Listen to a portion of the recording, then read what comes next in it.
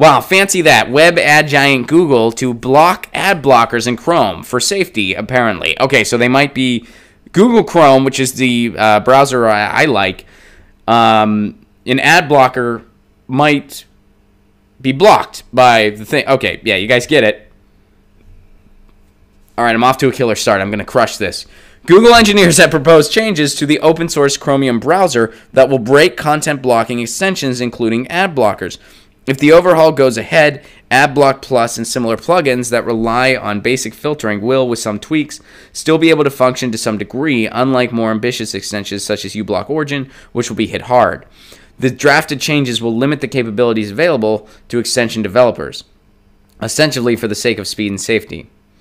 In a note posted Tuesday to the Chromium bug tracker, Raymond Hill, the developer behind uBlock Origin and uMatrix, said the changes contemplated by the Manifest v3 proposal will ruin his ad and content blocking extensions and take control of content away from users. Content blockers may be used to hide or black hole ads, but they have broader applications. They're predicted on the notion that users, rather than anyone else, should be able to control how their browser presents and interacts with remote sources. Users have increased control over their extensions. A user should be able to determine what information is available to an extension. Okay, so but one way Google would like to achieve these goals is replacing the web request API with a new one, declarative net request. So whose privacy exactly? But better privacy here means privacy as defined by Google rather than privacy defined by a third section extension developer. That's fine in scenarios where Google is more trustworthy than a third-party developer, but if Google and its ecosystem of publishers and advertisers are the problem, then users may prefer allowing a third party to filter network requests. And I guess that includes ad blockers. Okay. I kind of feel like that kid right now. All right. And I think this is important. All right, following a huge outcry from plugin developers and netizens, Google has reiterated that the proposed changes are not set in stone and are subject to revision. While the Internet Goliath wants to rein in the level of access granted to Chrome browser extensions, it is prepared to work through the messy matter with third-party coders who will have to rewrite parts of their software if all this goes ahead.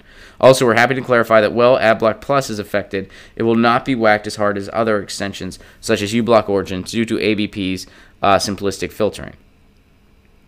So AdBlock Plus, I guess, is the way to go as far as all the ad blockers that are going to get hurt by this. Indeed, the proposed API appears to promote ABP's simple filtering mechanism rather than support the advanced content blocking other extensions offer.